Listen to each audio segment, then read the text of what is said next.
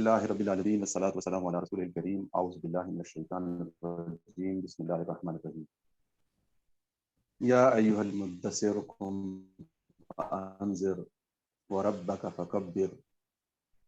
اے اوڑھ لپیٹ کر سونے والے اٹھو اور خبردار کرو اور اپنے رب کی بڑائی کا اعلان کرو۔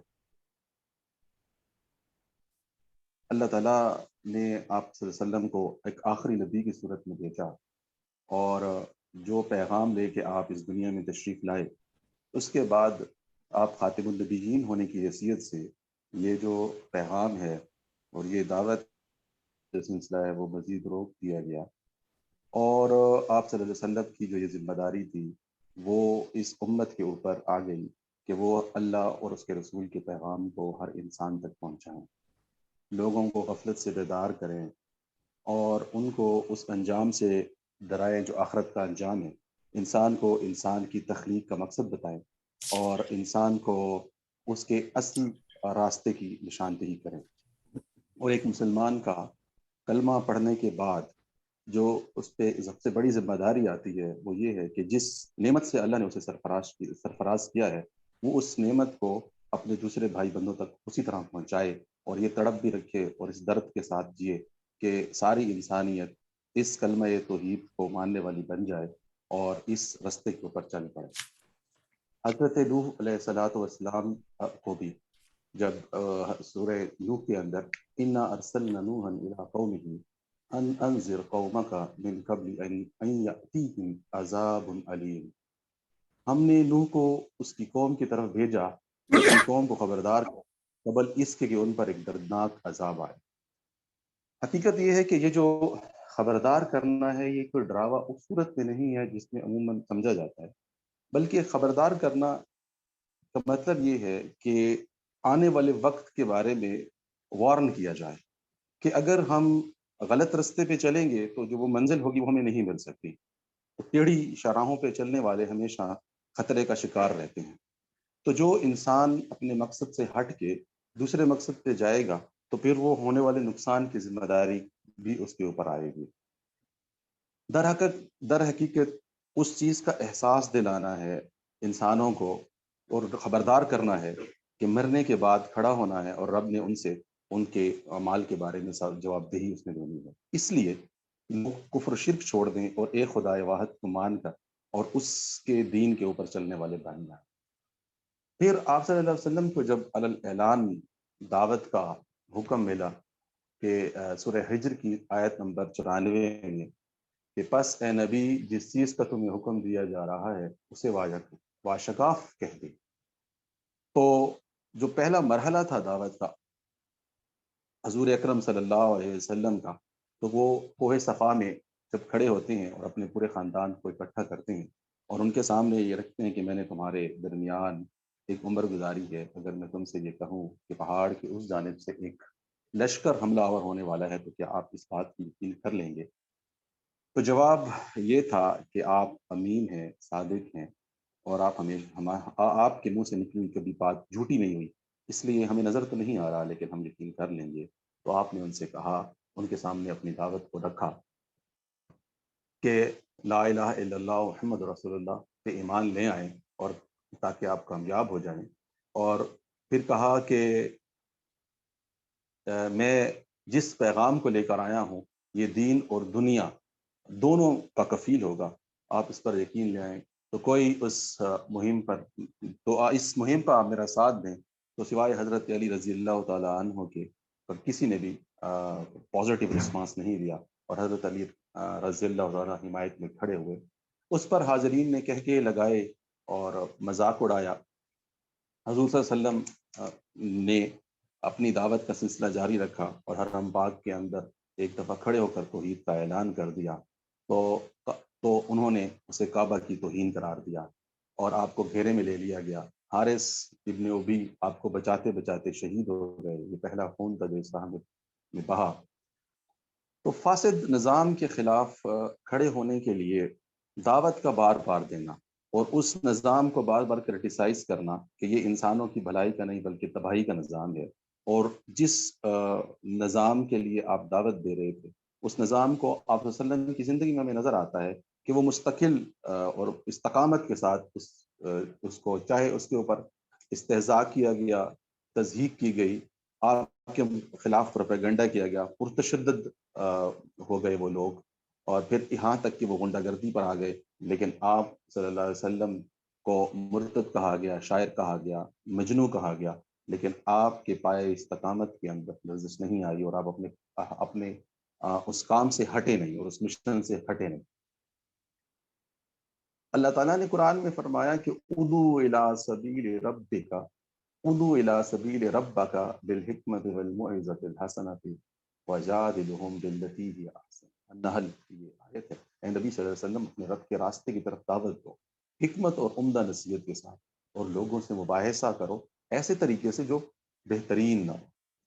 آپ کی طرف انگلیاں اٹھاتے، آپ نماز پڑھتے تو شور ڈالتے، آپ کسی کو دعوت دیتے تو پیچھے سے اشارے کرتے اور آپ کی تضحیق کرتے، گھٹیا مذاق کرتے، لیکن آپ صلی اللہ علیہ وسلم کا رویہ کیا تھا؟ آپ صلی اللہ علیہ وسلم انتہائی نرم لہجے کے ساتھ، اخلاق کے دائرے کے اندر رہتے ہوئے اور انسان کی بنیادی انسانی قدروں کے ساتھ آپ منسلک رہتے ہوئے کبھی آپ نے رد عمل کا اظہار نہیں کیا۔ ہمیں اور آپ میں سے کوئی شخص ضرور جگہ ہوتا تو ہمارا رویہ لازماً کوئی اور ہوتا، لیکن دائی کو جو سبق ملا کہ دعوت کے میدان کے اندر جب آپ کے اوپر اس طرح کی ہر طرف سے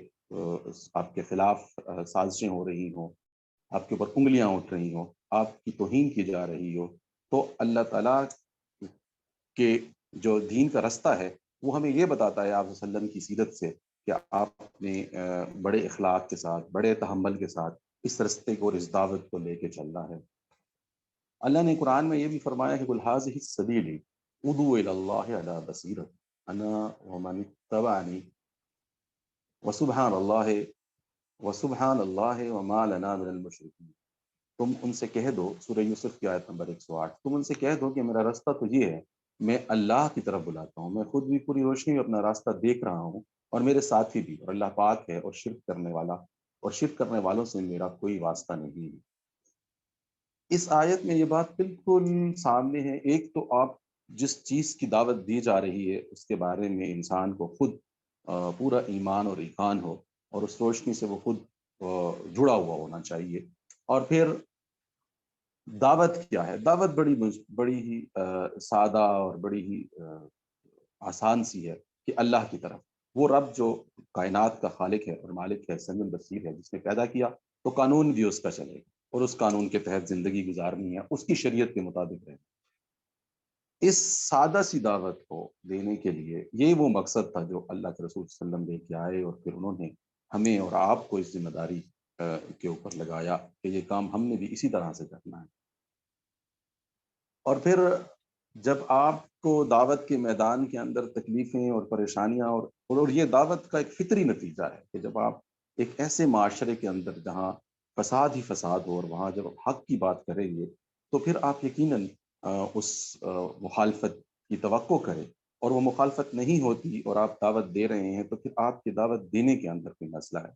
یہ ایک فطری مسئلہ ہے، فطری ایک عمل ہے۔ تو اللہ نے سورہ آراف کی آیت نمبر 199 میں کہا خذ العفو وامر بالعرف واعرض عن الجاہلین، اے نبی نرمی درگزر کا طریقہ اختیار کرو، معروف کی تلقین کیے جاؤ اور جاہلوں سے نہ الجھو۔ اب یہ جو لوگ تبدیلی کا اور انقلاب کا اور ایک معاشرے کو بدلنے کا دعویٰ لے کے اٹھتے ہیں تو ان کے لیے یہ ایک بنیادی چیز ہے کہ یہ دعوت ایسی ہے کہ جتنی مستقل مزاجی کے ساتھ ہوگی اتنی اس کی کامیابی کے چانسز زیادہ ہوں گے، اور پھر اللہ کی طرف بلانا اور اللہ کے توکل پر چلتے جانا یہ بنیادی طور کے اوپر ایک مشکل کام ہے، لیکن اس مشکل کام کے آنے والی رکاوٹوں کا جو حل ہے وہ اخلاق ہے، وہ صبر ہے، وہ استقامت ہے، اور یہ بلائے چلے جانا لوگوں کو۔ حضرت صلی اللہ علیہ وسلم جب دعوت کا کام کرتے تھے تو ذرا ان کی ہم سیرت کی البم کی کچھ تصویروں کو دیکھتے ہیں کہ ابو لہب کی بیوی مستقل آپ کے گھر کے اندر، آپ کی وہ پڑوسن تھی کیونکہ، تو وہ غلاظت پھینک دیا کرتی تھی اور وہ کانٹے اکٹھے کیا کرتی تھی تاکہ آپ کے راستے کے اندر بچھائے جا سکے، اور وہ جو عبداللہ حضرت ابو لہب جو ابو لہب تھے، وہ جب آپ دعوت کے لیے نکل کھڑے ہوتے تو وہ آپ کے پیچھے پیچھے چلتے تھے. آپ کسی کو دعوت دے رہے ہوتے تو وہ اس وقت اس کی منفی کر رہے ہوتے کہ یہ میرا بھتیجا ہے اور یہ آپ کو لات و عزا سے الگ کر رہا ہے اور یہ مرتد ہو گیا اور آپ کی ایمان کو اور لوگوں کے دین کو خراب کرنے اور ہمارے دین کو بدلنے آیا. اس ماحول کے اندر کہ نماز پڑھتے تو شور مچاتے، سجدے میں جاتے تو اوجریاں پھینک دیا کرتے، چادر گلے میں لپیٹ کر کا گلے کو کھینچ دیتے اور محلے کے لڑکوں کو پیچھے لگا دیا کرتے، تالیاں سیٹیاں. آپ کو اور اللہ کے رسول کو اور اللہ کی کتاب کو گالیاں دیتے کیوں دیتے؟ بات یہ تھی کہ آپ نے ایک پیغام دیا تھا کہ قولوا لا الہ الا اللہ کنتم تفلحون. لا الہ الا اللہ کو پڑھ لو، تم یقیناً کامیاب ہو جاؤ گے. ایک مرتبہ حرم میں رسول پاک صلی اللہ علیہ وسلم مصروف نماز تھے تو خود بن ابی معیط نے چادر آپ کے گلے میں ڈالی اور خوب زور لگا کر گلا گھونٹا، یہاں تک کہ آپ گھٹنوں کے بل گر گئے. سیرت النبی میں علامہ شبلی ممانی نے اس واقعے کو نقل کیا. اس شخص نے حالت نماز پر آپ پر اوجی ڈال دی. آپ ایک مرتبہ گھر جا رہے تھے، کسی شکی نے سر پر مٹی ڈال دی، آپ استقامت کا پہاڑ کھڑے رہے تو معصوم فاطمہ رضی اللہ تعالیٰ عنہ آپ کا سر دھوتی جاتی اور روتی جاتی، آپ تسلی دیتے تھے کہ جانے کدھر رو نہیں، اللہ تیرے باپ کو بچا لے گا. عقبہ نے ابو جہل کے کہنے پر حالت سجدہ میں تھے اوج ڈال دی، آپ پر ڈال دی اور زور زور سے ہنسنے لگا. حضرت فاطمہ رضی اللہ تعالیٰ عنہ کو آئی اور انہوں نے وہ بوجھ اٹھائی اور وہ عقبہ کو بددعائیں دینے لگے. سرداران قریش جب بہت تنگ ہوئے تو آپ کو آپ کے مشن سے ہٹانے کے لیے وہ آپ کے چچا کے پاس آئے اور انہوں نے حضرت ابو طالب کے پاس تشریف وہ لوگ گئے اور انہوں نے کہا کہ آپ کے جو بھتیجا ہیں وہ ہمارے خداؤں کو گالیاں دیتا ہے، یا تم اس کو روکو یا پھر تم ہمارے اور اس کے درمیان سے ہٹ جاؤ. تو ایک مرتبہ تو آپ نے ان کو سمجھا بجھا کر بھیج دیا اور پھر دوسری دفعہ آئے وہ لوگ، پھر وہ ایک وفد لے کے آ جائے تو پھر حضرت ابو طالب نے اپنی مجبوری آپ صلی اللہ علیہ وسلم کے سامنے رکھی. تو آپ نے کسی سہارے پر بھروسہ کرنے کی بجائے اللہ پہ بھروسہ کیا اور ان کو جواب دیا کہ چچا جان خدا کی قسم، یہ لوگ اگر میرے دائیں ہاتھ پہ سورج اور بائیں ہاتھ پر چاند رکھ دیں تب بھی میں اس راستے سے اور اس مشن کو نہیں چھوڑوں گا، تو اور نہ میں اس سے باز آؤں گا یہاں تک یا تو اللہ تعالیٰ اس مشن کو غالب کر دے اور یا میں اس جد و جہد میں ختم ہو جاؤں. سیرت ابن حشام بھی یہ واقعہ نہ کرے. یہ در حقیقت ایک مسلمان کا نصب العین ہونا چاہیے جو اس واقعے کے اندر اللہ کے رسول کے الفاظ سے کہ آپ کی زندگی کا مقصد کامیابی شرط نہیں ہے بلکہ اس رستے پہ چلنا شرط ہے. چلتے جائیں اور اللہ کے دین کا کام کرتے جائیں اور اس مشن کو مشن لے کے چلیں. اور یہ مشن کب تک میل ہوگا، اس کا نتیجہ کیا ہوگا، اس کی جہاں تک کہ آخری سانس ہے یہ مشن لے کے چلا جائے کہ اللہ کا دین اللہ کے بندوں تک پہنچ جائے اور بندوں اور اللہ کے درمیان جو فاصلے ہیں وہ ختم ہو جائیں اور بندے اور اللہ کا جو تعلق ہے وہ مضبوط ہو جائے اور لوگ ایمان لے آئیں اور لوگ اللہ کی طرف اور لوگ اللہ کے بندے بن کے رہنے والے ہیں. آپ صلی اللہ علیہ وسلم کو آپ صلی اللہ علیہ وسلم اتنے حریص ہوتے دعوت کے معاملے کے اندر کہ حج کے موسم کا انتظار کرتے. جب حج کا موسم آ جاتا تو بھیڑ لگ جاتی کعبہ کے اندر، مختلف قبائل پورے عرب سے آتے اور تو آپ خیمہ خیمہ گردش کرتے تھے، ایک ایک خیمے کے پاس جاتے، انہوں نے دعوت دی. یہ جو ایک تصور ہے کہ دین بیٹھے بیٹھے مسجد میں بیٹھے یا گھر میں بیٹھے پھیل جائے گا، بالکل اس کے لیے قدم اٹھانا پڑے گا، اس کے لیے گھر گھر جانا پڑے گا، اس کے لیے دروازے کھٹکھٹانے پڑیں گے. جب تک دروازے نہیں کھٹکھٹائے جائیں گے اس وقت تک کسی کے دل کا دروازہ نہیں کھلے گا. یہ اللہ کے رسول کا طریقہ تھا کہ وہ اس اپنی دعوت کو پھیلانے کے لیے لوگوں کے پاس ایک ایک کے پاس جاتے تھے اور پوری کی پوری منصوبہ بندی کے ساتھ جاتے تھے. تو ہمیں بھی جو لوگ دعوت کا اور دائی ہونے کا دعویٰ کرتے ہیں اللہ کے رسول صلی اللہ علیہ وسلم کی سیرت سے یہی چیز کرتی ہے کہ آپ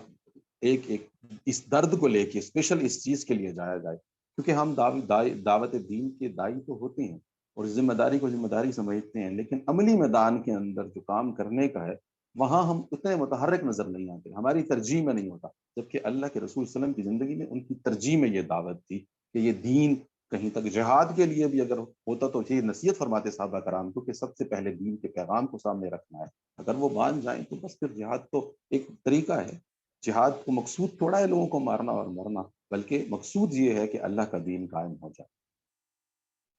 تو حج کے موسم کے اندر جب آپ یہ کرتے تو وہ جو قریش مکہ تھے وہ جا کے لوگوں کو کہتے کہ یہ جادوگر ہیں اور یہ ایسا جادو کرتے ہیں کہ لوگوں کے درمیان طفافت اور لوگوں کے درمیان نفرت پیدا ہو جاتی ہے، تاکہ وہ پیغام جو ہے وہ اثر نہ کر سکے۔ لیکن وہ یہ سارا قریش کی جو بھاگ دوڑ تھی وہ اللہ کے رسول صلی اللہ علیہ وسلم کی اس جد و جہد کے سامنے خاک کی دیوار ثابت ہوتی، اور کئی لوگ جو ہے اس پیغام کو سن کے اور وہ مسلمان ہو جاتے۔ ربیعہ بن عبادہ ایک شخص ہیں، وہ کہتے ہیں میں منام میں اپنے باپ کے ساتھ موجود تھا، رسول اللہ عربی قبائل کی اقامت گاہوں میں جا کر رکتے اور فرماتے اے بنی فلاں، میں تمہاری طرف اللہ کا رسول ہوں، تم سے کہتا ہوں کہ اللہ کی عبادت کرو اور اس کے رسول اور اس کے ساتھ کسی کو شریک نہ ٹھہراؤ، اس کے علاوہ ان بتوں میں سے جس کی عبادت کر رہے ہو اس سے الگ ہو جاؤ اور مجھ محمد صلی اللہ علیہ وسلم پر ایمان لے آؤ، میری تصدیق کرو، میری حمایت کرو، یہاں تک کہ اللہ کی طرف سے ساری بات کھول کر رکھ دوں جس کے ساتھ اس نے مجھے معمور کیا ہے۔ یہ وہ معاملہ ہے، اور ابو لہب اس معاملے کے اوپر آپ کے ساتھ ساتھ ہانکتا لوگوں کو کہ یہ لات و عزا سے ہٹا کر آپ کو بدعت و گمراہی کی طرف لے کے جا رہا ہے۔ اب آپ اس دعوت اور اس الفاظ کے اوپر غور کریں کہ کتنی ہی سادہ دعوت ہے، اور بدقسمتی ہماری اور آپ کی کہ ہم اس معاشرے میں رہتے ہیں، یہاں یہ جو دعوت توحید کی تھی وہ فرقوں کی دعوت ہو گئی، وہ مختلف مناسک کی دعوت ہو گئی، وہ مسالک کی دعوت ہو گئی، وہ جو ہے الگ الگ گروپوں کی دعوت ہو گئی۔ وہاں اللہ اور اس کے رسول کی توحید تو اللہ کی توحید اور اس کے رسول کی محبت تو کہیں پیچھے رہ گئی، بلکہ اور شخصیتیں اور ترجیحات آ گئیں، اور دعوت کو بھی ہم نے پراگندہ کرنے کی بھرپور کوشش کی جو اس معاشرے میں ہو رہی ہے۔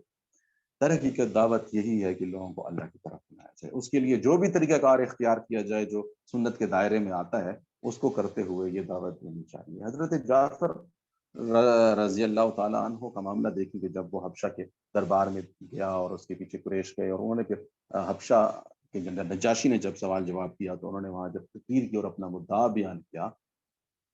تو نجاشی نے ان سے قرآن سننے کی فرمائش کی۔ حضرت جعفر نے سورہ مریم کا حصہ پڑھا تو وہ رونے لگا، اور کہ گواہی دی کہ خدائی قسم یہ کلام اور انجیل دونوں ایک ہی چراغ کے پرتوں۔ انبیاء کا مقصد کیا تھا؟ انبیاء کا مقصد بندوں کو رب سے جوڑنا، نیکی کی تبلیغ دینا، کرنا، برائیوں کا کلا کما کرنا، تاکہ آخرت ان کی کامیاب ہو جائے، اور امر بالمعروف اور ونہی عن المنکر، ومن احسن قولا ممن دعا الی اللہ وعمل صالحا وقال اننی من المسلمین، سورہ فصلت آیت 33۔ اور اس شخص کی بات سے اچھی بات اور کس کی ہوگی جس نے اللہ کی طرف بلایا اور نیک عمل کیا اور کہا کہ میں مسلمان ہوں۔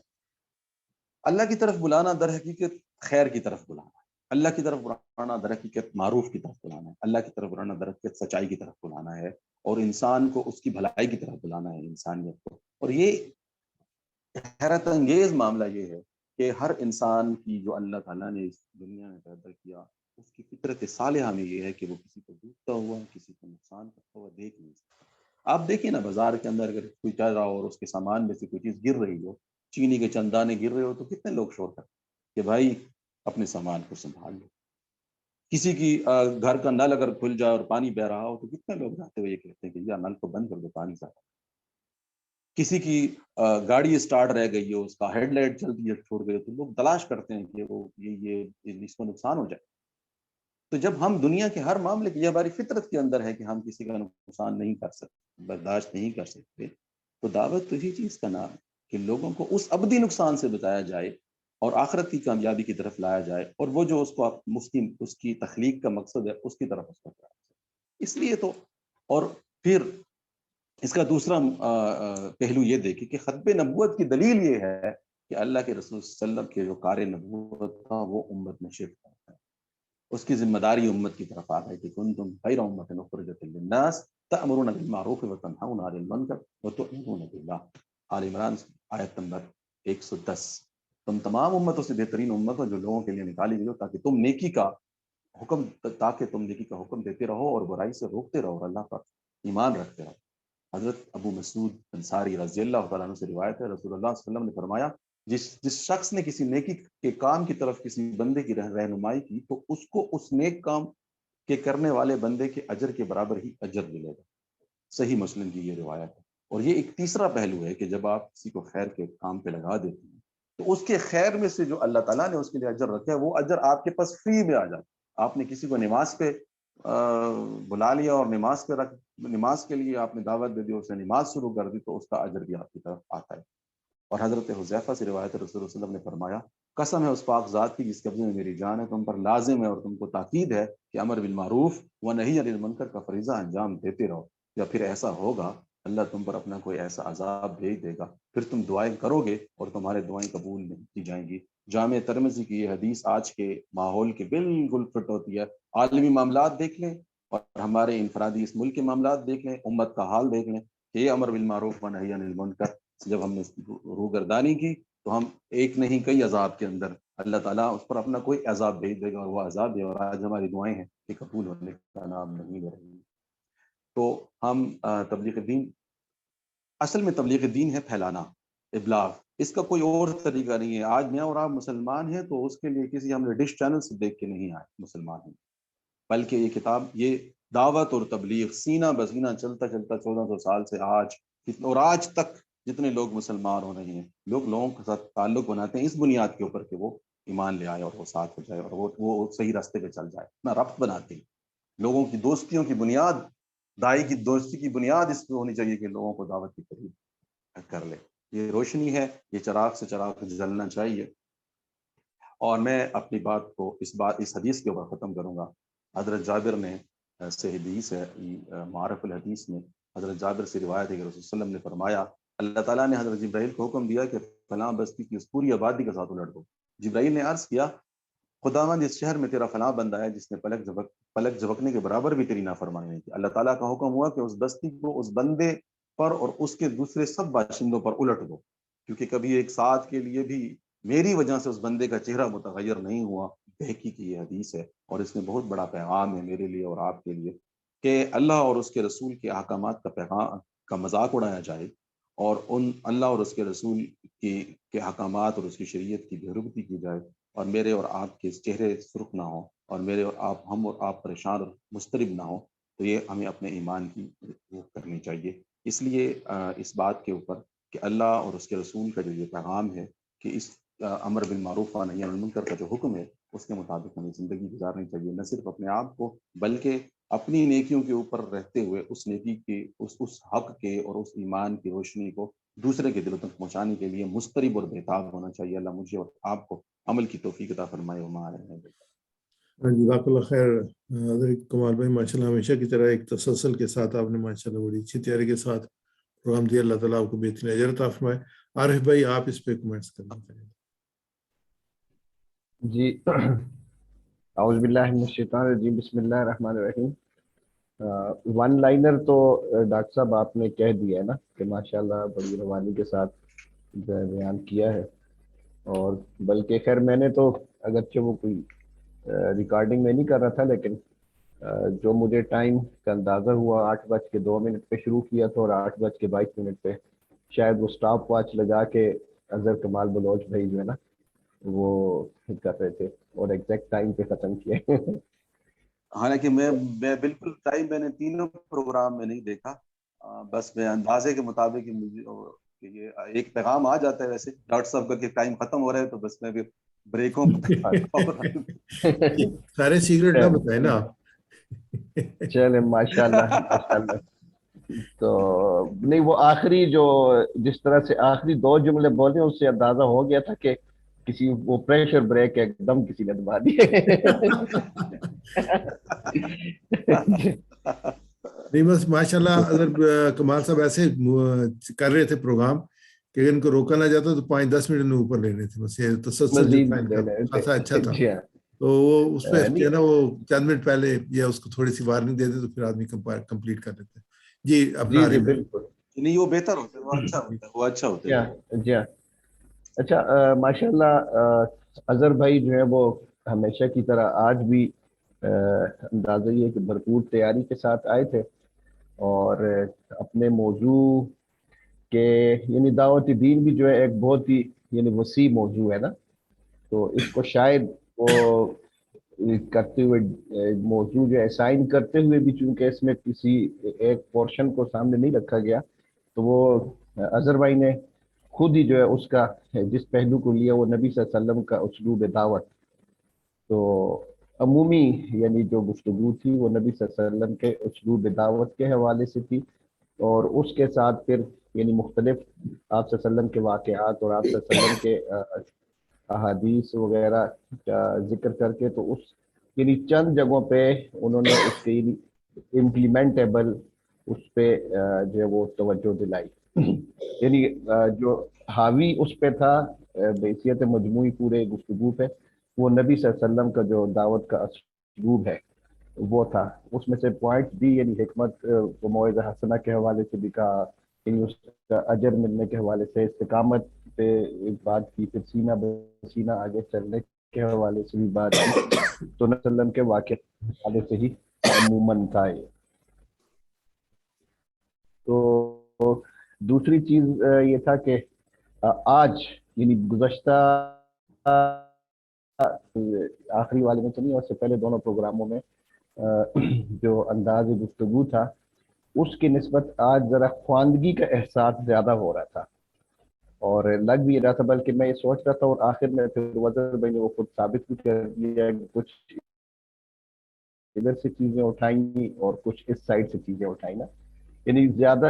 इस अरसे के दौरान, यानी इससे पहले जिस तरह एक तसलसल के साथ और सामीन, यानी हम उस वक्त सामीन है ना, तो उनको जिस तरह मुखातिब करके इससे पहले गुफ्तगू करते थे, आज थोड़ा सा उससे हट के था कि अपने उस मवाद की तरफ भी कभी राइट और कभी लेफ्ट जो है वो अजहर भाई वो देख रहे थे। तो उससे यानी मुझे यानी एक दाई का मुखातिब होते हुए ये महसूस हो रहा था कि मेरे जो दाई हैं उनकी तवज्जो मुकम्मल तौर पर मेरी तरफ नहीं है।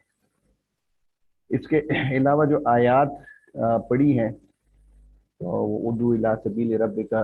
यानी रब्बिका की बजाय रब्बा का उसमें पढ़ लिया। बाकी आयात के अंदर थोड़ा सा वो भी शायद चूंकि देख के पढ़ रहे थे और वो दूर से जितना नजर आ रहा था ज़बर ज़ेर पेश शायद ठीक तरह से नजर नहीं आ रही थी, तो उसको देख रहे थे। और बैसियत मजमूई माशाल्लाह वही जो हर दफ़ा होता है उसी तरह अजहर भाई जो भरपूर तैयारी के साथ है और माशाल्लाह एक बेहतरीन दर्स दिया है। मैं तो कुछ चीज़ें वही तलफ़्फ़ुज़ वगैरह के हवाले से मैं कुछ शुरू में मैंने नोट की थी, लेकिन जब वो बीच में मोहतरम साहबजादा वलीला बुखारी साहब आए तो फिर मैंने बाकी वो आयात नोट करनी छोड़ दी ना,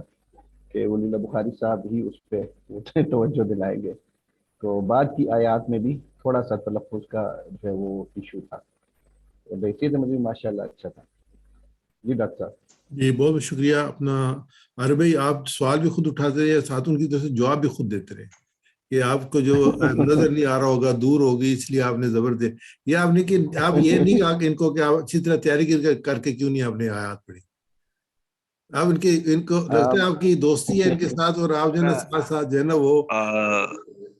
कुछ रायत भी करते रहे। मैं जवाब ये जवाब दे देता मैं हूँ जरा बिल्कुल। बताऊं, तो ये दावत के अगर उसलूब में एक चीज ये भी होती है कि किसी पे अगर वो कोई तनकीद भी करनी है तो इस अंदाज में करे कि वो उसको थोड़ा सा जवाब भी बीच में दे ताकि उसकी हौसला शिकनी ना हो। हमने आपने बड़े प्यार से किया जी। ये अजहर भाई आप कुछ कहना चाह रहे थे। जी मैं बिल्कुल जी मैं ये कहना चाह रहा था कि आयात का मसला पीर दवा वलीउल्लाह बुखारी साहब ने भी उठाया था, और वो है मेरे साथ एक्सीडेंट की वजह से। और मैं एक अलग से, बल्कि आजकल एक मस्जिद में जाके बाकायदा तजवीद का बड़ी मुश्किल से बहरहाल मैनेज करता हूँ, लेकिन करता हूँ 10-15 मिनट जाके। एक मौलाना साहब मुझे पढ़ा भी रहे हैं कि ताकि ये मसला हल हो जाए, ये मुस्तकिल उसके अपने लिए भी। और ये बात वलीउल्लाह बुखारी साहब ने मुझे की थी, और मैंने आज जो गलती की है उसी की मैंने सुबह दोपहर को आयात पढ़ के वलीउल्लाह साहब को भेजी। फिर उन्होंने मुझे बताया भी सही कि ये जी का और के का फर्क रखना है ना, और वो वही गलती हुई जो। तो वो बहरहाल कोशिश है इंशाल्लाह आहिस्ता आहिस्ता ये चीज, और ये मुझे एहसास है इस चीज का। और दूसरी जो बात आपने की कि मैं मवाद की तरफ ज्यादा, असल में मैंने जो अपने पिछले दर्स खुद सुने, तो मुझे उसके अंदर एक चीज की कमी अपनी तौर पे जो मैंने खुद महसूस की, और आपने भी बाज़ औक़ात थोड़ा सा इशारा दिया कि जब हम फ्लो में चलते हैं तो उस वक्त ये होता है कि बहुत तेज तेज हम पढ़ रहे होते हैं। उस तेजी को कंट्रोल करने के लिए आज मैंने कोशिश की कि अपनी तरफ से बात करने से ज्यादा मवाद के करीब तर रहा हूँ, और उस तरफ फ्लो पे न जाऊं कि फिर मैं निकल जाता हूँ तेज, और तेजी के अंदर गलतियां भी हो जाती हैं बाज़ औक़ात। اس لیے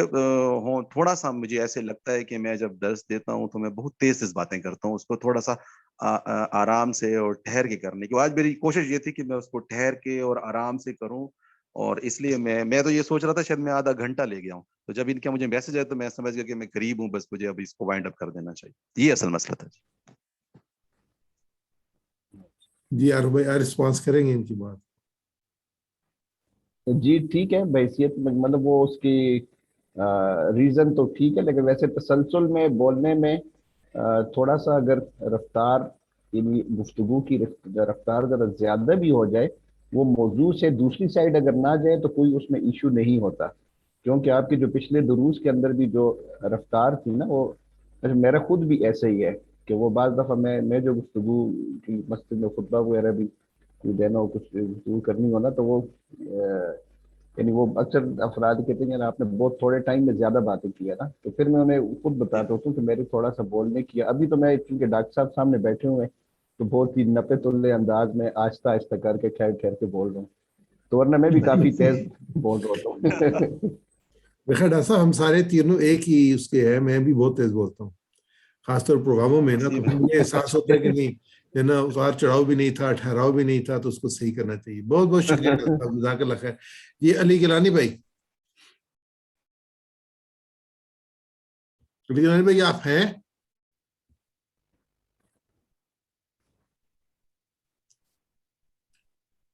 جی ماشاء اللہ ماشاء اللہ. جی گیلانی بھائی آپ اس پہ اپنا اظہر بھائی کی گفتگو پہ کچھ ایڈ کرنا چاہیں گے، اضافہ کرنا چاہیں گے؟ آپ کی آواز نہیں آ رہی گیلانی بھائی، آپ کا مائک بند ہے. میوٹ ہے. اچھا جی اب آ رہی ہے؟ جی اب آ رہی ہے. اب آ رہی ہے؟ جی جی. اچھا عارف بھائی نے پوائنٹس ڈسکس کیے. اظہر بھائی نے ماشاءاللہ بہت اچھا درس پیش کیا، بڑے اچھے طریقے سے، بڑی اچھی مثالیں پیش کی، اور جتنا یہ تیاری کو وقت دیں گے اپنے درس کی تیاری کو، اتنا ان کا درس جو ہے وہ بہتر ہوتا چلا جائے گا. مجھے ان کے درس میں یہ محسوس ہوا کہ انہوں نے وقت جو ہے ان کا، کیونکہ یہ موضوع پہلے بھی ان کا ڈیسائیڈڈ تھا، اس کے اوپر تیاری انہوں نے پہلے کر رکھی تھی، لیکن اگر ان کو اس کو یہ زیادہ وقت دیتے تو یہ اس کو اور بہتر طریقے سے پیش کر سکتے تھے. جو چیز میں ایک پوائنٹ آؤٹ کرنی ہے وہ یہ ہے کہ انہوں نے جو حدیث ریفر کی ہے معرف الحدیث کی، وہ حدیث جو ہے اس کو محدثین نے ضعیف قرار دیا ہے. تو اس سلسلے میں یہ کہوں گا کہ یہ تفاسیر کے اوپر جو ہے ریلائی کرنے کی بجائے نا، ڈائریکٹ اگر سورس سے آپ حدیث کنفرم کریں تو وہ زیادہ جو آپ کو پھر اس کی صحت کا جو ادراک ہو جائے گا. تو عموماً تفاسیر کے اندر ہمارے محدثین جو مفسرین ہیں وہ ضعیف چیزیں بھی بیان کرتے ہیں، کیونکہ کچھ کے نزدیک جو ہے وہ فضائل والی حدیث صحیح ہوتی ہیں، لیکن یہ ہے کہ ایک جو مدرس ہے اس کو ظاہر ہے کہ ہر زاویے سے اپنے آپ کو بہتر بنانے کی کوشش کرنی ہے. تو ان کو چاہیے کہ یہ جو ہے اس کے کوئی حدیث جو پیش کریں تو اس کو اس کے بنیادی سورس پہ بھی اس کو چیک کر لیں. تو یہ حدیث جو ہے وہ ضعیف ہے. باقی انشاءاللہ جتنا یہ ٹائم دیں گے اپنے دروس کو اور تلاوت کی پریکٹس جتنی کریں گے تو اتنا ان کا درس جو ہے وہ بہتر ہوتا چلا جائے گا. جزاک اللہ خیر جی، بہت بہت شکریہ آپ کا، اللہ تعالیٰ آپ کو بہتر اجر عطا فرمائے. اظہر بھائی میں نے جو چیزیں نوٹ کی ہیں اس میں ایک جو پازیٹیو، بہت پازیٹیو چیز ہے وہ یہ کہ آپ نے ریفرنس کے ساتھ واقعات بیان کیے، ساتھ ریفرنس دیے. ایسے آپ نے آیات جو ہے وہ بھی ریفرنس کے ساتھ بیان کیے، آپ نے سورہ بتائی ہے، اس کا جو ہے وہ نمبر بتایا اس کا. یہ بہت پازیٹیو چیز ہے، یہ ہمارے سیکھنے کی بھی چیز ہے. اور دوسرا ماشاءاللہ آپ کے جو الفاظ ہیں وہ بڑے اچھے تھے، بس یہ کہ آپ کے مطالعہ اچھا ہے آپ کا، اور آپ اچھے الفاظ استعمال کرتے ہیں. پازیٹیو تھنگ جو یہ کہ اس میں جو نیگیٹو تھی وہ صرف اتنی ہے کہ جو آیات آپ نے پڑھنی ہے، جیسے ابھی آپ نے ولی اللہ بخاری صاحب سے بھی آپ نے کی ہیں، تو مختلف جو ہے نا، جیسے قرآن 360 ہے، اس پہ بھی آپ جائیں تو آپ کو امیڈیٹلی مختلف قراء کی جو ہے مل جاتی ہیں. اب کسی ایک قاری کو لے لیں تو اس کو آپ بار بار سن کے بار بار ریپیٹ کریں، تو اس سے یہ ہوتی ہے کہ امکانات کم ہو جاتے ہیں. بس یہ کہ منیمائز تو نہیں کر سکتے، لیکن یہ کہ اس کو کم کر سکتے. میں خود بھی یہی کرتا ہوں، مثلا میں نے جو درس دینا ہو یا کرنا ہو تو میں جو آیات ہیں اس کو جا کے تو 360 سے وہ امیڈیٹلی کیونکہ پک کر سکتے ہیں وہاں سے آئے، تو بار بار ریپیٹ کر کے اس کو جو ہے نا زبان پہ تھوڑا سا, ورنہ یہ کہ آدمی دیکھ صحیح رہا ہوتا ہے, پڑھ بھی صحیح رہا ہوتا ہے, لیکن بول غلط رہا ہوتا ہے. تو اکثر جو ہے میں میتھمیٹکس میں کیونکہ ٹیچر بھی ہوں, ٹیچر رہا ہوں, اب تو خیر نہیں ٹیچنگ کر رہا, تو ہم لکھ پلس بول پلس رہے ہوتے تھے, لکھ مائنس رہے ہوتے تھے. تو یہ ہو جاتا ہے بس, یہ کہ اس میں وہ کوئی ایسی بات نہیں ہے. لیکن یہ کیونکہ یہ دین کا معاملہ ہے, دین کے معاملے میں تھوڑی سی زیادہ بندہ جو ہے وہ کیئرفل ہوتا ہے. اب میتھ میں پڑھاتے ہوئے غلطی کر دیں تو مجھے کوئی پرواہ نہیں ہوتی, مثلا مائنس کر دی یا ملٹیپلیکیشن میں غلطی. لیکن جب یہ قرآن کا معاملہ آتا ہے تو پھر جو ہے نا وہ اس کا تھوڑا سا الف اونچا بھی ہو جاتا ہے, کہتے ہیں کہ نہیں غلط ہو گیا, یہ تو اس کی آواز صحیح نہیں ہے, اتنی ساؤنڈ اس کی نہیں ہونی چاہیے تھی. یا زیر زبر کا ہو جاتا ہے, آدمی فوری طور پہ کہتا ہے کہ نہیں یہ اس کو ریپیٹ کرے, یہ صحیح نہیں ہوا. کیونکہ قرآن پاک کا معاملہ ہوتا ہے, اس میں زیادہ کیئرفل ہونے کی ضرورت ہے. باقی ماشاءاللہ اب آپ نے محنت کر کے دیا ہے, بالکل واضح تھا. اور ایک درخواست سے اگلا موضوع مجھے جلدی بتا دیجیے گا. جزاک اللہ خیر جی, بہت بہت شکریہ. اللہ آپ کو خوش رکھے, ذرا بہترین اجر عطا فرمائے آپ کو. جی حسن مشتاق بھائی, کیا حال ہے آپ کا؟ ٹھیک ہے جی, السلام علیکم. خیریت سے؟ السلام ورحمۃ اللہ وبرکاتہ. تو پہلے میں ذرا آپ کی جو ہے نا وہ چیک کر لوں, آپ کی جو ہے وہ سیٹنگ جو بہترین سیٹنگ ہے جی آپ کی آج الحمدللہ. تو